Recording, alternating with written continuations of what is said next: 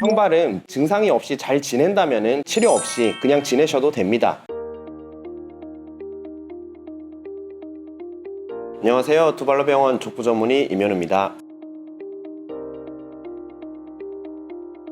평발이라고 하면은 일단 발의 모양을 일컫는 경우라고 생각을 하시면 됩니다. 그래서 우리가 흔히 알고 있듯이 발의 아치 부분이 무너져서 아치가 소실되는 게 한 가지고요. 두 번째는 발 뒤꿈치가 외반이라고 해서 바깥쪽으로 이렇게 빠져 있는 경우를 일컫습니다. 그리고 발 앞꿈치 쪽, 이 전족부라고 하는데요. 전족부 부분이 발 바깥쪽으로 외전되어 있는 경우, 바깥쪽으로 이렇게 외전되어 있는 경우를 일컫고요. 그래서 이 세 가지가 정도의 차이는 있을 수 있어요. 발의 아치가 무너지는 정도라든지, 발의 뒤꿈치가 빠지는 정도라든지, 그리고 발의 앞꿈치, 전족부 부분이 밖으로 빠지는 정도가 다를 수는 있지만 그런 세 가지 모양이 복합적으로 있는 것을 보고 평발이라고 합니다. 그래서 대개는 아치가 태어난 직후에는 없어요. 그래서 평평하게 있는 상태로 있다가 6살에서 10살 정도까지 서서히 아치가 발달을 하게 되어서 아치가 형성이 되고요. 그 이후에 유지가 쭉 되다가 30대 혹은 40대 정도부터 다시 약간씩 무너지게 됩니다. 무너지는 속도라든지 정도의 차이는 사람마다 굉장히 다를 수 있는데 전반적인 과정 자체는 그렇게 된다고 보시면 됩니다.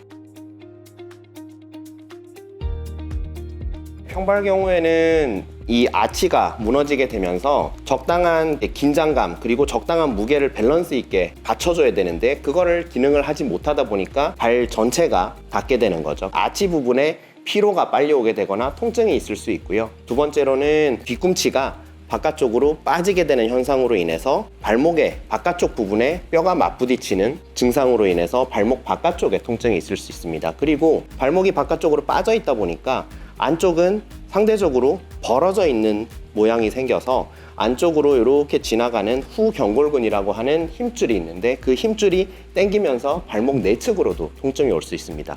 그리고 평발의 경우에 아킬레스 건의 길이가 짧은 경우가 빈번한데요. 그런 경우에는 이 아킬레스 건 쪽에 당기는 증상이라든지 혹은 염증이 생겨서 아킬레스 건염 같은 증상으로 통증을 호소하시는 분들이 있을 수 있습니다.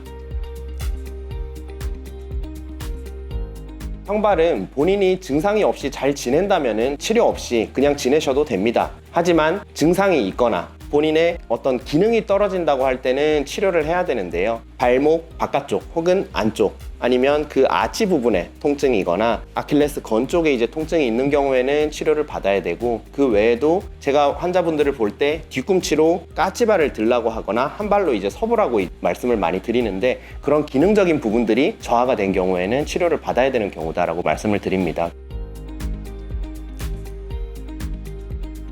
무너진 아치 부분을 받쳐줄 수 있는 깔창을 본인 발에 맞춰가지고 신게 되고요. 그렇게 되면은 1차적으로 아치 부분을 받쳐 올려줄 수 있는 효과가 있습니다. 그리고 흔히들 깔창 하시면은 단순히 푹신푹신하거나 혹은 아치 부분만 받친다고 생각을 하시는데 뒤꿈치 부분이 밖으로 빠지는 것도 문제가 되거든요. 근데 깔창 같은 경우에는 여기에 컵이 오목하게 돼 있어서 뒤꿈치 부분이 바깥쪽으로 빠지지 않도록 잡아주는 역할을 함께 하게 됩니다. 그래서 본인의 발에 맞춰서 깔창을 맞췄을 때는 아치 부분을 받쳐줄 수 있는 효과와 함께 발 뒤꿈치가 바깥쪽으로 빠지는 것을 잡아주는 효과가 있다고 보시면 되고요. 깔창을 착용을 하고 지내보았을 때 증상이 훨씬 편하다, 일상생활이나 아니면 본인이 즐기고 싶은 운동들을 하는데 문제가 없다 하시면은 그냥 깔창을 깔고 생활을 하시면 됩니다.